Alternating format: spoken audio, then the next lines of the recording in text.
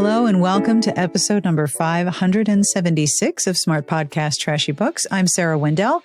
My guest today is former book blogger and current pop culture critic Kayleigh Donaldson. We are going to talk about BookTok and hockey romance and the Seattle Kraken and all of what just happened. And we're locating this conversation inside a larger discussion about fandom and fanfiction about real people, and the ways that celebrity culture, fan culture, and romance are intersecting.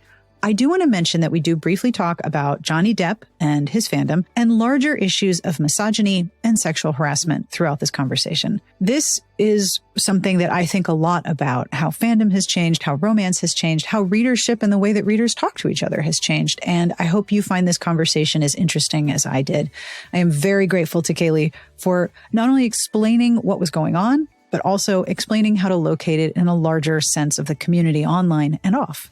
I will have links to all of the books that we mention, as well as several articles that Kayleigh has written and where you can find her online in the show notes at smartpitchestrashybooks.com/podcast.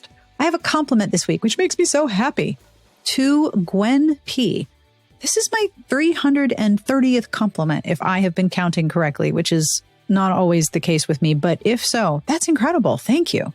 Gwen, your friends and family think each moment with you is the greatest one until you get together again, and that time is the greatest time. You are nothing but fun. If you have supported the show with a monthly pledge, thank you. You're keeping me going. You're making sure every episode has a transcript handcrafted by Garlic Knitter. Hey, Garlic Knitter. And you're keeping me going each week. You're also part of the community that I deeply appreciate. And if you would like to join, well, hello. Monthly pledges start at $1 a month. You get bonus episodes. You get the greatest Discord in the history of the world. And you get to support this here production. Have a look at patreon.com/smartpitches to find out more.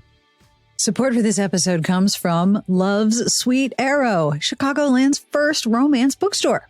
Love's Sweet Arrow curates a diverse selection of traditionally and independently published romance and offers bookish merch, candles, journals, stickers, all the things you love. To celebrate 5 years of happily ever after, yay! Love's Sweet Arrow is offering Smart Pitches listeners 20% off purchases in-store and online throughout the month of August with code SmartPitches. In addition, all orders over $100 will receive a free gift with purchase. Enter code SmartPitches at checkout online or mention it in-store to receive your discount. Code applies only to in-stock products. Free gift will be selected by staff when fulfilling your order, and the discount is ready now. So go shopping at shop.lovessweetarrow.com. Thank you to Love Sweet Arrow for supporting the show, and thank you for supporting our advertisers. Support for this episode comes from Wattpad. You might recognize the name Anna Todd from her #1 best-selling After series. It was a massive global hit. It was made into a movie. Her appearances overseas cause lines to form around the block of readers eager to meet her and thank her in person. But did you know she's written a new romance trilogy? The first 2 books in The Brightest Stars are out now, and if you are looking for summer reading, listen up. The Falling and The Burning are available now just in time to heat up your TBR. Set against the backdrop of a military base, both books feature emotionally powerful stories about slowly falling in love with another person and with yourself.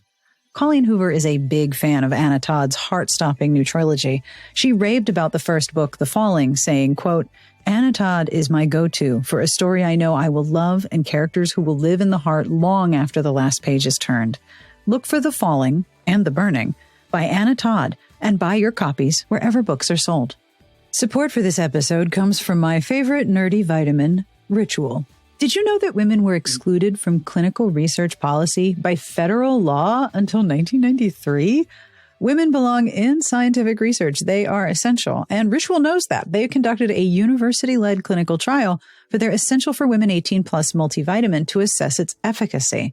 The Essential for Women is also one of the few women's multis that is USP verified, meaning that what is on the label is what is in the formula. It's also soy-free, gluten-free, vegan-friendly, and formulated without GMOs. And I know what each ingredient is and where it came from inside the Essential for Women 18 Plus because of the traceable supply chain. I like Ritual most of all because I never have to remember to order more. My multivitamins are delivered to my door every month with free shipping always. I can start, snooze, or cancel my subscription anytime. I really like my nerdy vitamin.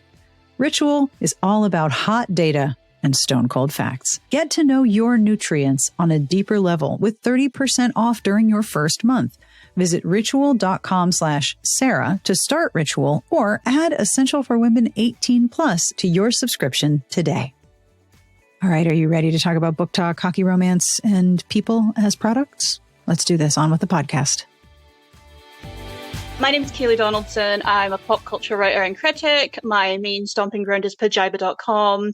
And my main focus as a writer is on general pop culture, but specifically the intersections between celebrity gossip and celebrity culture and how we talk about famous people, essentially. Which is actually one of my absolute favorite topics, because the way we talk about celebrities reflects so much of whatever is simmering under the surface of culture. I think that's what's so interesting about a lot of celebrity drama as it pertains to their very ardent fans. It requires, I would say, a certain level of infantilizing of your subject. I mean, in order to frankly worship a stranger who you've never met, I think you have to stop viewing them as human. You have to stop viewing them as being responsible for their actions or even just part of a weird cycle. Because being famous is bananas. And it's such a fast moving change in the way that we talk about these. Like, there are a whole bunch of celebrities who are not equipped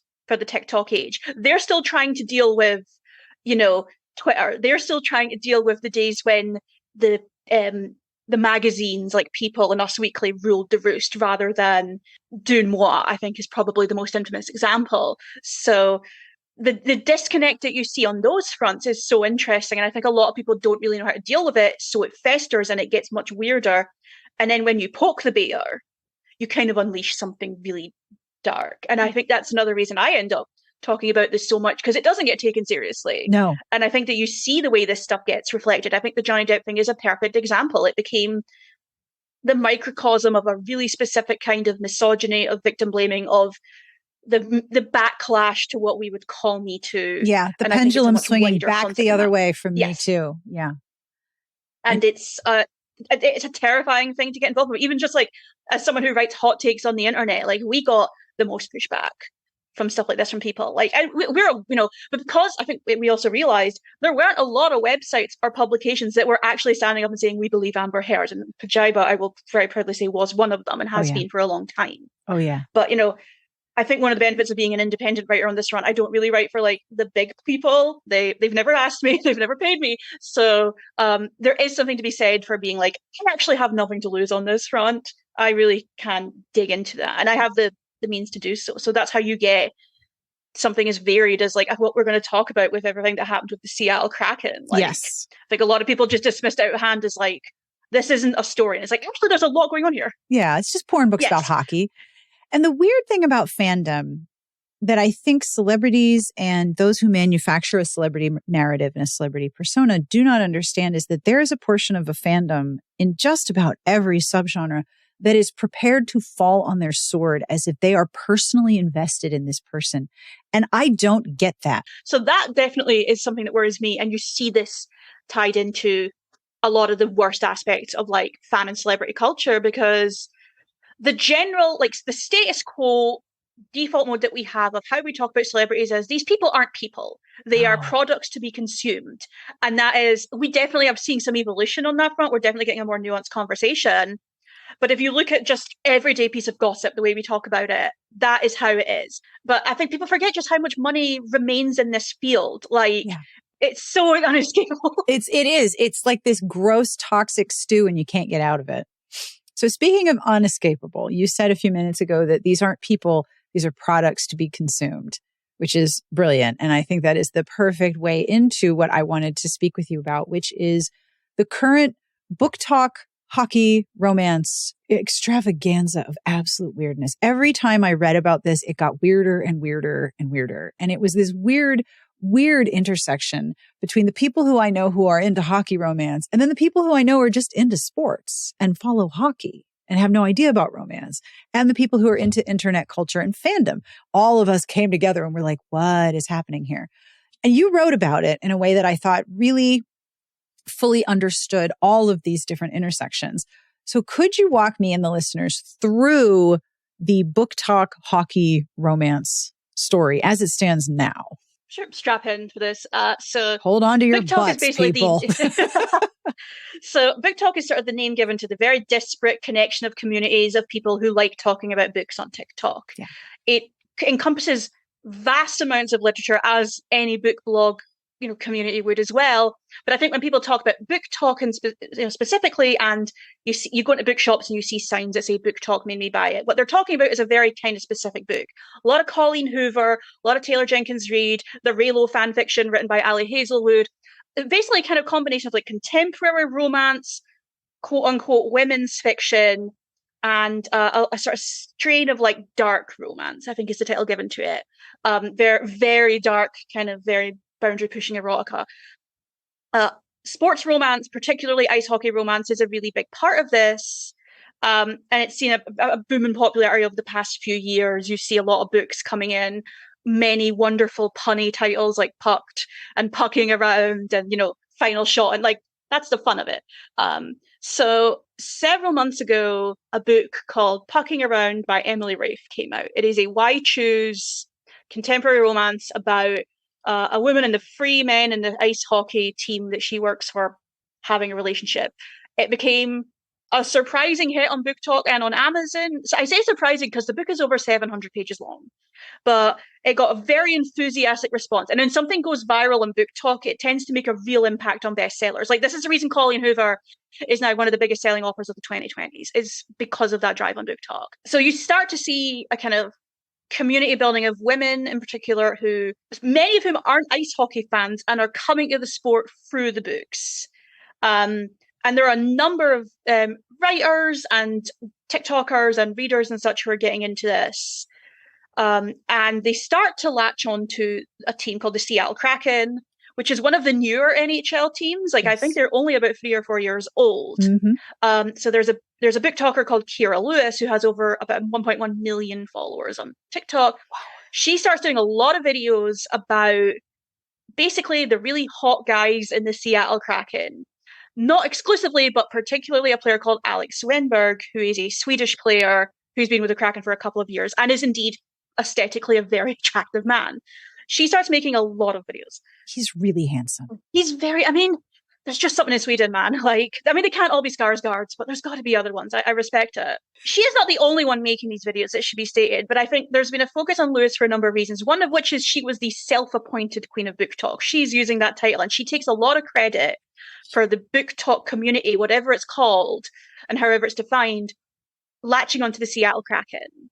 She makes these now infamous and now deleted TikToks where she is squealing over Alex Wenberg and other players like Vince Dunn. The most infamous one where she talks about Alex Wenberg, she talks about having him fill all 3 of her holes. Very like graphic, very like slightly tongue-in-cheek, but just extremely like aggressive, horny on main videos.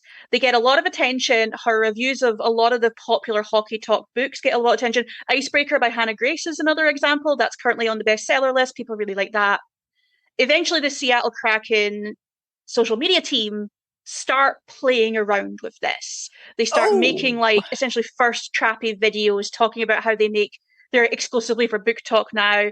They invite Kira Lewis to a game, give her a BookTok Kraken jersey, and she has a sign that says "Crack my back," which she credits herself with creating as like the step on me horny message towards the Kraken players. And these are people at work. To break it down in the most mundane way, these are men at their place of work. Yeah. So there are videos of her, like, if you've ever watched ice hockey players stretching before a game, I have. It is very the ambiguously gay duo, like in terms of what they're doing. Like, she is making like some of these videos. It gets very viral. There's a lot of hunger for a lot of these players, not just Wenberg, but I think he becomes the face just because he is very handsome. Yeah. And frankly fits a very specific ideal, I think, of what people have in their head of the hockey player romance novel protagonist.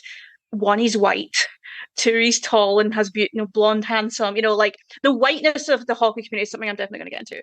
This is all like happens a few months ago. And then over the past couple of weeks, Alex Wenberg's wife, whose name is Felicia Wenberg, puts up some stories on Instagram basically saying, you know, I thought this stuff was kind of funny at first. It's now become very uncomfortable. I don't like it when people are in our comments saying stuff like this, on pictures of our son. It's uncomfortable to be at a game and hear people yelling this stuff. She shares a screenshot of someone leaving the "fell all free of my host" comment, and you can see that it's on a TikTok by Kira Lewis. And then things kind of go to shit from here, because all of it, I remember I read the statement, it made its way to my Twitter feed, and I thought, you know what? Yeah, that makes sense. That shouldn't cause any controversy. Immediately did. Kira Lewis in particular gets very angry. First, the Seattle Kraken delete the TikToks they've made, which were basically these first traps. Yeah. They then unfollow Lewis on Instagram. And she frankly seems more mad about that than anything else, which I think is telling. She then goes on this rant about how Felicia Winberg is a bitch, how she's a Karen, how she's only doing this because her marriage is probably in trouble. Oh, dear God, here we go. Oh, here we go. Yeah, she didn't mind this when TikTok was giving her all this clout. She keeps focusing on the idea that she and BookTok are responsible for giving the Seattle Kraken clout. They're an NHL team. They're fine. Yeah, they're fine. That's a multi-million-dollar sport. And from what I understand, Seattle were waiting years for an ice hockey team. They sell at games constantly. They're fine. Do you remember, I have a terrible concept of time, but do you remember, I'm going to say 10 to 15 years ago, there was actually a Klout score. Remember? Klout, Klout score. Yes. And you would put in your Instagram and you would put in your Twitter, and it would like measure engagement and give you a Klout score. And then you could like compare your Klout score to other people's and what topics were the most applicable to your Klout. You wanted to have a Klout above 80. And the minute I hear anyone on TikTok talking about Klout, I'm like, oh, you mean like that score thing? Yeah, that's bullshit. It does feel a little Black Mirror-y the way she talks about it. And it's clear that the Seattle Kraken did get a boost of followers from BookTok, because ultimately, like, their account doesn't have anywhere near the same amount of followers as Kira Lewis or a lot of these big BookTok accounts. The idea that they needed to fill out the stadium with BookTok fans to make the sales is very funny, because I have friends who live in Seattle and it's like, look, we can't get tickets for love nor money. I would love it if they tried to clout me into a ticket. So she sort of doubles down quite heavily on this and says that she's been smeared by Felicia Winberg. People in her comments start saying you should get a lawyer involved for defamation. Not how defamation works. Alex Winberg himself has to release a statement, which, if you know anything about sports people, but particularly hockey players, it's a very stoic sport. It's a sport where you're basically told, shut up and don't say anything. And he says that in his statement. I've been media trained my whole career to stay silent, but people have been so horrendous towards my wife and my family, and I don't like being treated like this. I simply asked for some empathy. Felicia Winberg releases another statement where she basically notes, I'm not singling out Kira Lewis. This has nothing to do with her. I use this as an example because these are the comments that we see on a daily basis. If you want to say my husband is hot, that's great. He is hot. What I don't like is, I think the comment she makes is, I don't like going to a game and wondering if someone coming up to me is a hockey fan or if they're the people talking about how they masturbate wearing my husband's jersey. And again, I think that's very reasonable. A lot of Lewis's fans barraged her comment section saying that she was unfairly targeting Kira Lewis, that she was being a racist Karen, that she, this wasn't really sexual harassment because, well, you seemed okay with it at first, and they didn't seem to understand that consent can be revoked at any time. It's a very eloquent, very astute statement. Yeah. That notes like a clear difference between, like, if you want to be horny on me for my husband, that's one thing. What I don't like is you coming to our personal space and my husband's professional space. Yeah. And doing this. I mean, it's sort of glib to make comments like, oh, you wouldn't have done this for a woman, because people do this with women. But I think you certainly noticed the way that a lot of women thought that acting like a man was somehow like an empowering move on this front.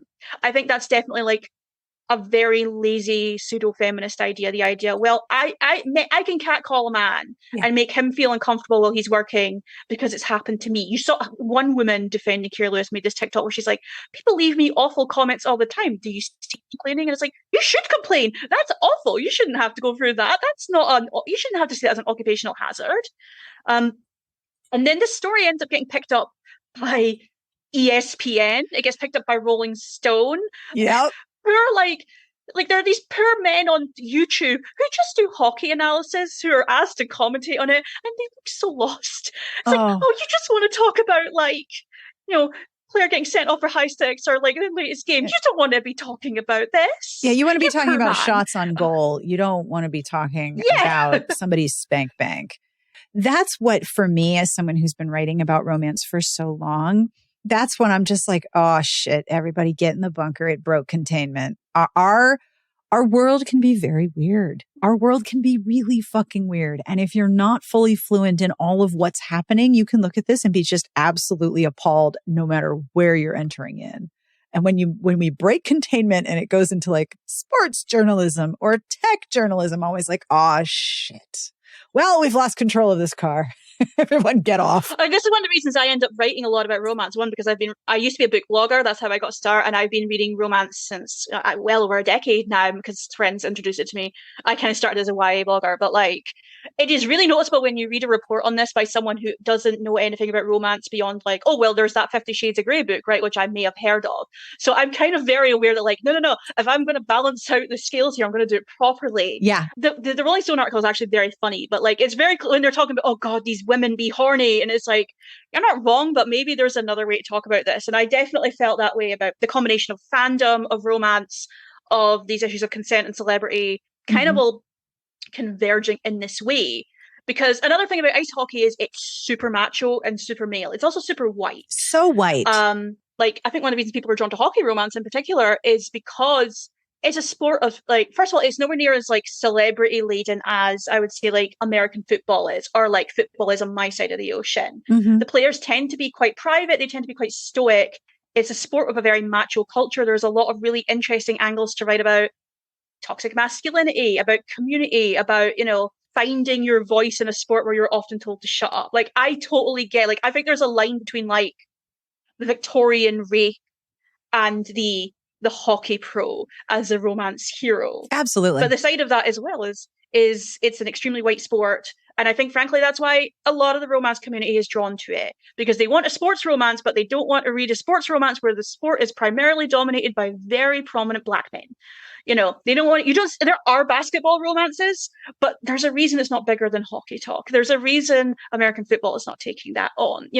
I think that's actually very blatant. And that's definitely an issue that should be talked about. There are some exceptions, but they are exceptions. And especially BookTok is notorious for being predominantly obsessed with white books and white characters. Yes. I don't think Colleen Hoover has ever written a character who isn't white. The romance novels that tend to get sold on the book shape, the BookTok maybe do it books, all white. Every now and then maybe a YA book with a diverse protagonist will break through, but it's so rare. If you want to find those books on BookTok, you got to dig well beyond the algorithm. And frankly, it's tough. It's one of the reasons I primarily stick to Twitter, even though I'm playing violin on the Titanic as that site goes down. You and me both. But I find it just a lot easier to curate in terms of the books and the authors and the stories I want to see compared to BookTok, where I think because it's more personality driven and it's so immediate, I think that's why a lot of these attitudes bubble up. I think that's why you see so many women getting furious at the idea that a man and his wife wouldn't want you to yell "fill my holes" in a public space at them. That just seems very basic. I don't even feel like I should have to say that. It's very obvious. And it's the same thing with real people fiction. There have been a number of books that are overtly or very discreetly Raylo fanfic. But what they actually are is Adam Driver fic.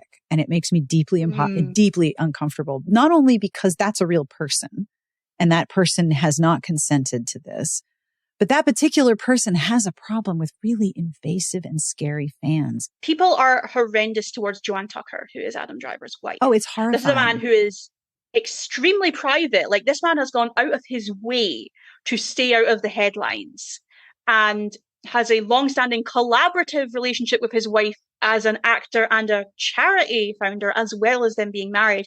I believe they now have 2 children who they kept out of the spotlight for years.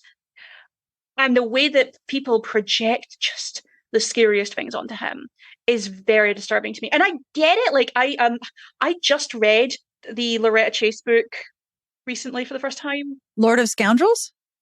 Yes, I just read Lord of Scoundrels for the first time recently, ticked it off the romance bucket list. Oh, and you got to read it for the first time? I'm so excited for you. I had this paperback copy that was literally falling apart that I got on eBay, and I was like, I bought it during lockdown. It's like, I'm going to get to this at some point before the book totally falls apart. It's great. But also, this description of that man, that's Adam Driver. So I get it. People are drawn to this man who looks like a Byronic hero, who plays essentially a Byronic hero, tragic anti-hero in the Star Wars story. I get it. I don't have it on me. I have Notepad, and it's Joanna Lindsay cover art, but it's Reylo. I'm not a Reylo shipper. I just like the Joanna Lindsay art, but it's the one where like the woman's on her knees, and the guy's totally naked, and it's Reylo. Like, I'm not doing myself any favors here, but I wrote a piece a few months ago for Paste about Adam Driver becoming this very big inspiration for romance characters, because there's a book called The Love Hypothesis by Ali Hazelwood, which I think it started as Reylo fic on Archive of Our Own, and is then being published. The cover is Reylo art. It is so clearly supposed to be Daisy Ridley and Adam Driver.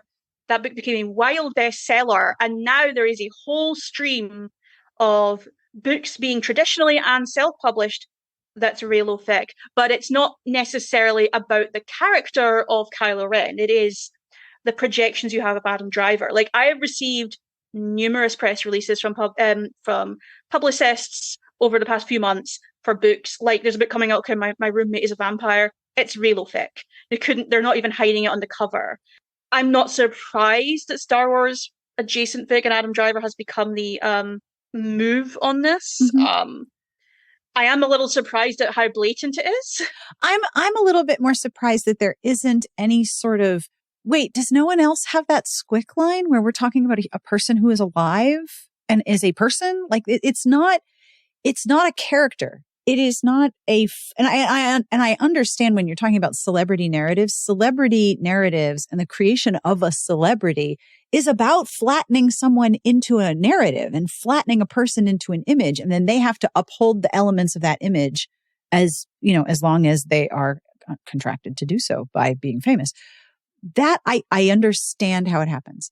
But this is a person. Wenberg is a person. His wife is a person. That's the part where I keep tripping and going, wait, they can't say this is okay. The expectation that they should be okay with it, I think, is really dangerous. And I think that's one of the reasons it was so telling that Alex Wenberg spoke up. Oh, that was massive. Going back to the Adam Driver case, like, what surprises me is how open the publishers and the writers are about this having been fan fiction. You used to have to go out of your way to hide that, but also specifically appealing to it on the basis of it being Adam Driver fan fiction. I don't even know if acceptability is the right word. Like, because they've clearly decided that financially speaking, this is okay. There's a fan base to tap into. That's how we're going to do it. That's why the Kraken official social media accounts kind of latched on in a big way, because clearly it's like, well, here's an audience we frankly don't usually have to appeal to, which is women, which is women of color, which is queer women who are, coming to the sport in a new way and want to feel welcome.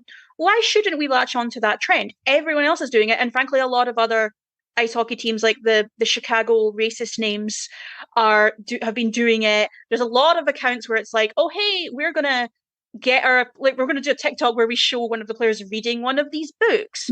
Actually, what was really interesting about that was when ESPN covered this. Oh, God. They actually talked to Emily Rafe, who wrote Pucking Around. She did like a 10-minute TikTok on this, which is actually very astute, and I highly recommend people watch it. But she talked about how when her book first started going viral, and you saw it being latched onto by a lot of the social media accounts of actual hockey teams, she was very concerned about it. And she mentioned, I believe she reached out to one of the teams, I can't remember if it was the Kraken, and said, this might not be something you necessarily want to feed into. Yeah. And they didn't listen to her. Yes, there be dragons, y'all. And she made a really interesting point. Yes. And she made the really interesting point, let me find the quote. These NHL teams cannot abstract their players the way that fans do. They're going to treat them like characters in books or treat them as if they're fictional when they're not. When your own company is doing that to you, that's where I drew the line.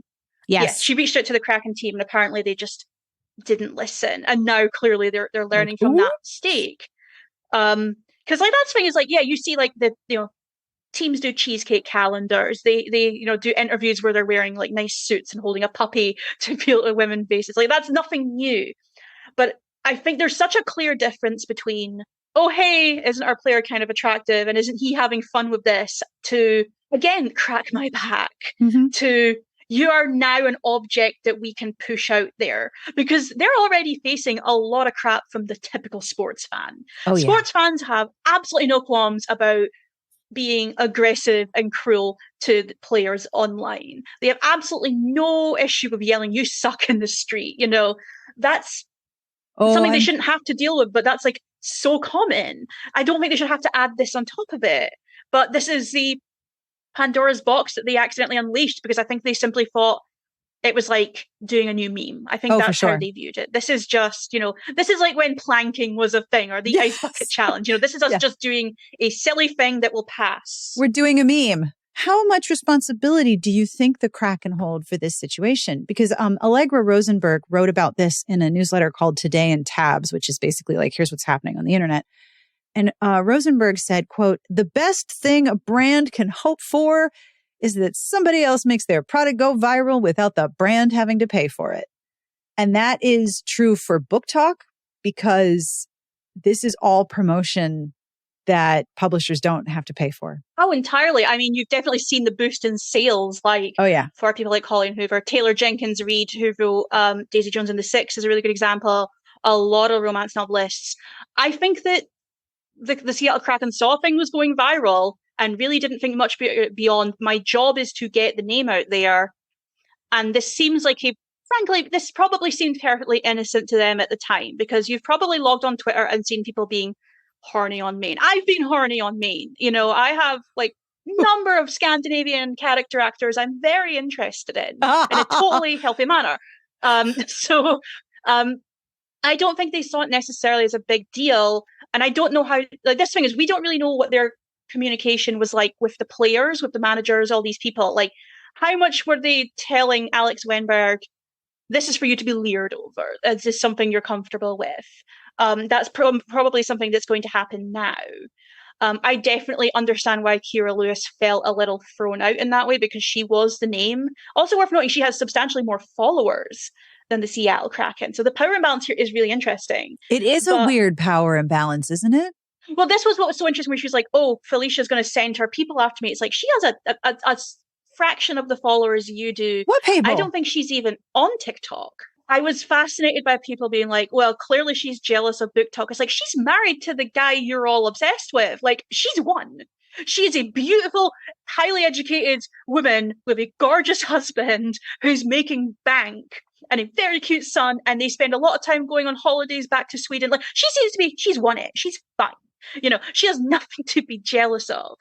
But I definitely wonder what the Kraken's like social media will be like going forward. I think they've definitely now been given the message of stick to sports, which, you know, is your thing. Like, I think a lot of these teams are trying to capture that very gritty essence of, can we be a level of like genre crossing chaos that creates a character, that creates a personality that goes beyond the sport. Before I became a full-time writer, I worked in running social media accounts for people. It's a hard job. Oh, it's a very hard job. Before everyone was expected to have like a personality where it's like, hey, are you suffering from the crippling depression of being a millennial? Buy my steak. I didn't have to do that. My job was pre that, mercifully.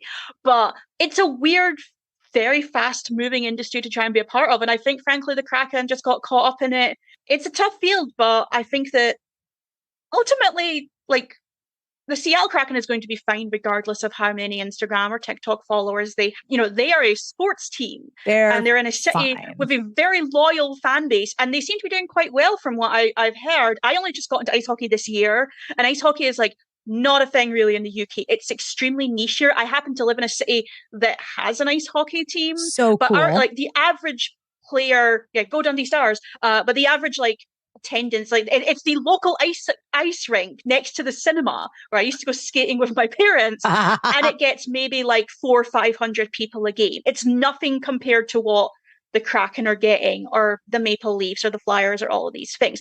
The culture is very different. It's way less macho.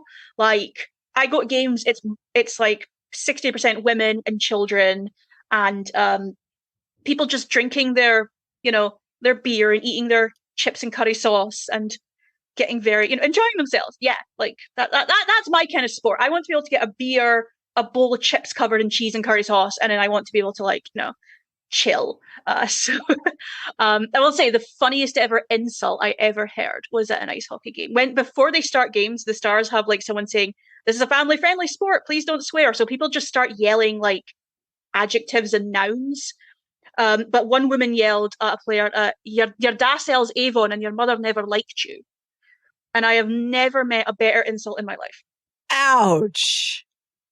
Yeah. I'm saving it. One day I will write a book and put that in there. I'm fucking saving it. Ouch. Oh my God. I was sitting 2 seats down from this woman and I fully just went, oh, jeez. Oh, crying out loud. Okay, first of all, I want to go to a Dundee Stars game because that sounds amazing. Zooming out a little bit, what do you think contributes to so many people in this particular situation losing sight of another person's humanity? Is this just the result of all of these other things? I think it's actually very easy to convince yourself that what you're doing is totally fine. But the boundaries of what classifies as fandom and the specific kind of safety that spot used to offer, those boundaries are far more liminal now. I when I was a teenager, which was not that, it was only 15 years ago, but when I was a teenager, which feels several eras of fandom ago, we were taught, don't touch the poop, don't break the fourth wall, don't poke the bear. Your community is your community. When I was a teenager, I was really obsessed with Whose Line Is It Anyway? So my fandom was the people who wrote Whose Line Is It Anyway fandom and fanfiction. And the rules were always very clear. Don't go on Twitter and tell these people what you're writing. Don't spread it around. This is our little live journal locked page. What happens in Vegas stays in Vegas, basically. And we were always taught very specifically, you don't try and profit from your fan fiction because it's eventually going to spoil everything for everyone else, because copyright takedown notices will be fired. That's happened. Plenty of major writers did say, for a very long time, Anne Rice was super anti-fan fiction. She did change her tune as she got older, but there was a period of time where you just did, if you wrote Interview with the Vampire fan fiction, you had that under lock and key. Yes. But I think 50 Shades of Grey has a lot to answer for on this front. It became not only acceptable, I mean, I remember after that book became huge, the influx of Twyfic, Christina Lauren, the duo behind that, they started writing Twilight fan fiction. They're now really big authors who write a lot of very good books. They spun that into something more than E.L. James did, but that's a whole other topic. But I think you definitely got the sense that people were waiting for the next thing they were allowed to do. Now, with Twilight, those are fictional characters. But then after that, a book called After comes out with Anna Todd, which is a Wattpad fan fiction with a self-insert character and Harry Styles from One Direction. That becomes the most read thing on Wattpad. It gets a publishing deal. It sells a lot of copies. Oh, yeah. It gets turned into, I believe, 3 films. It's a full trilogy of films that you can now watch on Amazon. They don't hide the fact this is Harry Styles and his male friends are all the other guys in One Direction. They don't try to conceal that. They don't make it an active part of the marketing process, but everyone knows. People ask Anna Todd about it in interviews and she talks about it. She's not hiding it. And because no one sues, and because no one, and Harry Styles' team don't speak up, Harry Styles has always been quite guarded in his private life. He doesn't talk about these things. And I honestly do not blame him for that. I think whatever he said would just add fuel to a fire anyway. The best thing he can do is just go live his adorable tattooed life. After that, I think you really see a sense of people trying to find the next fandom thing to latch onto. I'm actually surprised it didn't happen sooner, because I really was expecting Raylo stuff to blow up much quicker than it did. I frankly expected more things to come out of stuff like Supernatural. I'm surprised that didn't happen. Sherlock, actually, I'm surprised that didn't happen, because you could probably get away with that just by saying, oh, it's public domain, because Sherlock Holmes is in the public domain. But, that mercifully never happened. That fandom has enough to deal with. And you definitely see a lot of this with TikTok. One of the reasons Alex Wenberg got really big on the BookTok section with hockey romance was people were essentially, it's fan casting him, but using him openly as inspiration for their characters. And there's nothing unexpected or unusual or new about that. Like, if you've ever read a Goodreads review, there are plenty of people who put in reviews of like, here's pictures of how I imagine these characters. People have done it on their blogs for years. Like, many a writer has Pinterest where they do this. This is nothing new. Right. But I think the volume of it and the kind of, this person did it, therefore I can do it. And then this person did it, therefore I can do it. And it just sort of opens up this stream. And because there's so much money in it, no one is really stopping to think, are we crossing a line here? Because I definitely think the Raylo stuff, Adam Driver, I think is so crossing a line that it makes me very uncomfortable. And I'm not even necessarily against real person fic. If you're just like, here I am in my little community doing my thing. Right. What I don't like is when it becomes fuel for conspiracy. Yeah. And I think that is, it's often tough to extract those two things from one another. Yeah. It's really easy to feed a burning fire, and it's really hard to quash it once it gets to a certain size. And if you're frankly, I think a lot of people who are in publishing, who are picking up these books, they're not seeing all of that. What they're seeing is, here's a trend and we'll make money on it. This is the exact same thing when, Twilight was big and everyone wanted a vampire book. It's the same thing when 50 Shades was big and everyone wanted erotica. I think that's their beginning and end of it. So I don't even know if they're necessarily aware of what was happening on Hockey side of BookTok. I think they, because a lot of those books were self-published and a lot of those books are kind of fostered very much as an indie quality. Like I think Emily Rafe is a self-published author. So I don't think they were even seeing that. But I also don't think that they are necessarily going to confront any of this. Like what it will take is frankly someone doing what Alex and Felicia Wenberg did and saying, enough is enough. And they didn't even say it about the books. That's the thing. They were talking about the fan behavior at his place of work. No one has actually said, I don't want you using my personal life, my personality, my family, and like details about my very being in this way. And now I have to sort of chase my own tail and question where my lines are, because I don't have a problem with fan casting. I don't have a problem with using a still of a celebrity or a still of an actor or a sports person. I don't have a problem with any of that as fan casting in a review, talking about who you see as these characters. Like that's not how my brain works, but I don't have a problem with that. So why do I have a problem with real people fiction in romance casting people, not a role, not like, Kylo Ren, not, a role, a fictional character, but casting the actor. Like, why is that the line for me, but not the picture? So I really have to like chase my own tail and question my own boundaries here. I think that's another reason that stuff like this kind of goes unchecked, is because frankly, everyone has a different line and it can be very difficult to define where your line in the sand is. Like I said, I read way too much real person fanfic as a teenager to really have a moral high ground on this.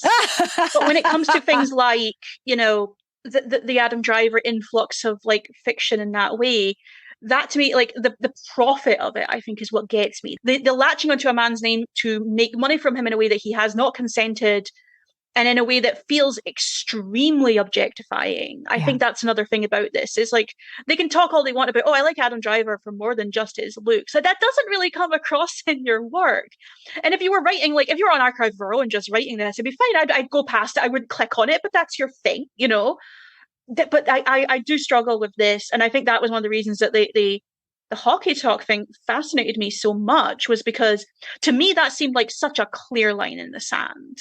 And I was curious as to why it wasn't for all of these people being so sexually aggressive towards them in real life and online, and feeling offended when the guy's wife says, please stop. I don't want my son growing up we're thinking this is okay. Because that's a good lesson to learn. She's doing the right thing there. And that's so tragic to me. Like, she shouldn't have to go through that. Where do they go after this? Because clearly a bunch of people, they've already said, I'm not going to support the Kraken anymore. They'll be fine without you.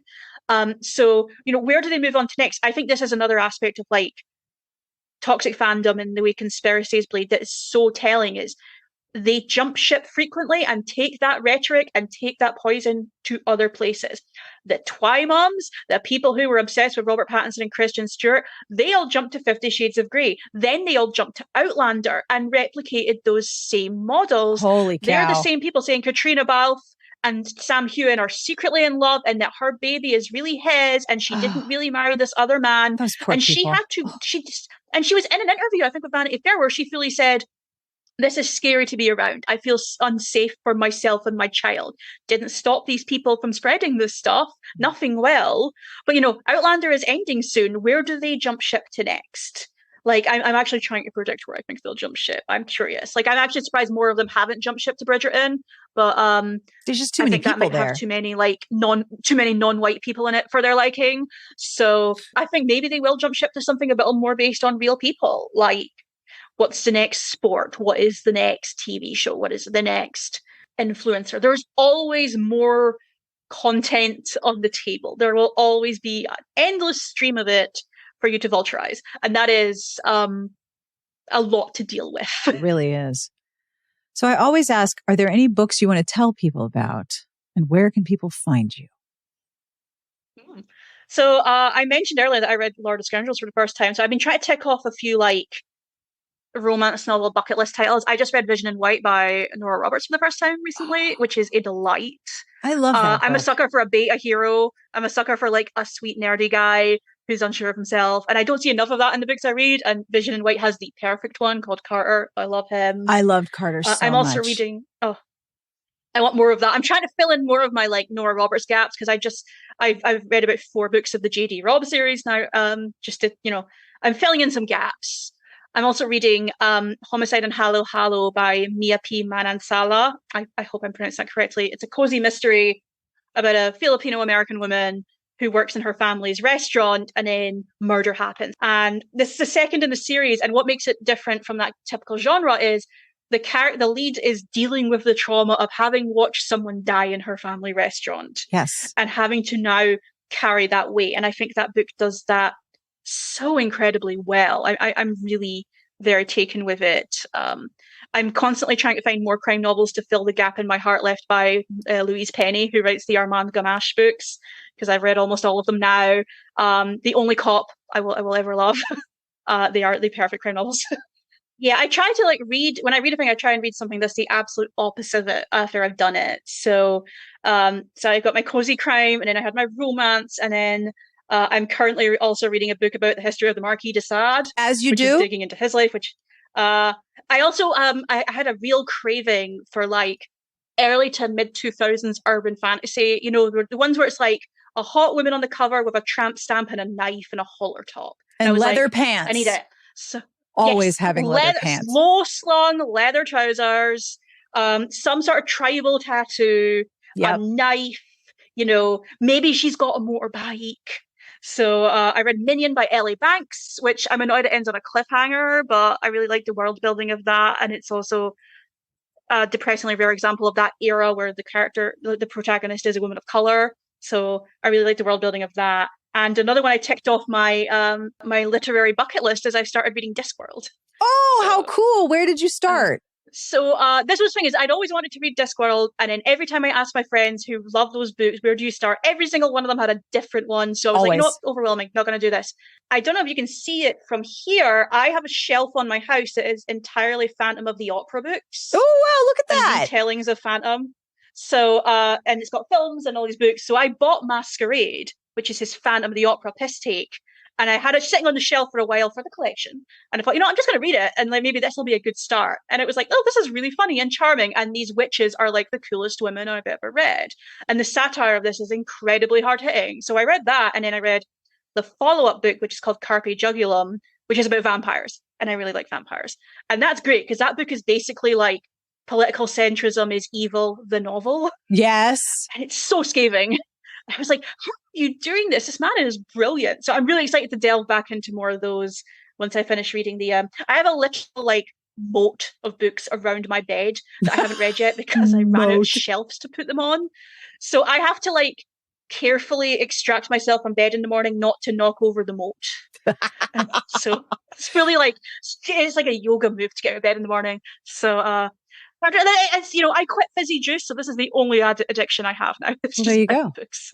Where can people find you if you wish to be found? You can find me on the sinking hellship of Twitter at Kayleigh. It's CeilidHann. I'm on a bunch of other places, but I'm moving the deck chairs around while the ship goes down. Elon cannot get rid of me that easily. I write a bunch of places everywhere. I'm most commonly found on pajiba.com. I also have a newsletter called the Gossip Reading Club, where when I feel like it, I take a piece of celebrity reporting and I analyze it and dig into why it was important, what it was getting at, the legacy of it. My most recent piece is on the New Yorker profile of Jeremy Strong that caused a weird amount of controversy by not taking him all that seriously as a method actor and being like, this is kind of silly. And people were like, how dare you hurt my precious baby girl, Kendall Roy. So that was very fun to dig into. Yes. Yeah, come follow me, come read my stuff. I write about basically everything. Thank you so much for doing this interview. This has been a flippin' delight. If you ever want to come back and talk about book and gossip, would you please email me? Hell yeah. I would be delighted. Yes. I would absolutely be fucking delighted. If there's anything you want to talk about with me, I will do it. This was great fun. And that brings us to the end of this week's episode. Thank you so much to Kayleigh Donaldson for walking us through the entire story and also locating it in a larger history of fandom, including some elements that I had not considered. I will have links to all of the articles that Kayleigh mentioned that she's written, and I will also have links to all the books that she mentioned, plus where you can find her on Pajiba, on Twitter, and the Gossip Reading Club, which I highly recommend. It is a great newsletter. As always, I end each episode with an absolutely dreadful joke. This joke comes from Bull. Hi, Bull, from our Patreon. Strap in. Are you ready? What's it called when a book is written by the entire hive mind? What's it called when a book is written by the entire hive mind? An antology. Antology. Thank you, Paul. I love the Bad Jokes channel. It's my favorite one. On behalf of everyone here, we wish you the very best of reading. Have a wonderful weekend, and we will see you back here next week. Smart Podcast Trashy Books is part of the Frolic Podcast Network. You can find outstanding podcasts to subscribe to at frolic.media/podcasts.